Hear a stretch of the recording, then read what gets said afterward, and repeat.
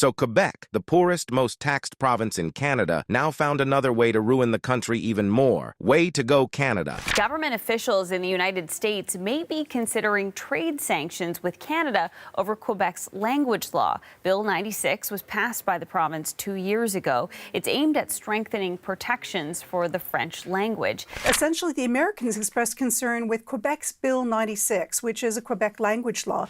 If they do impose trade sanctions, that could affect Canadians in a lot of different ways, depending on which kind of mechanism they choose and what kind of sanction they decide to impose on Canada.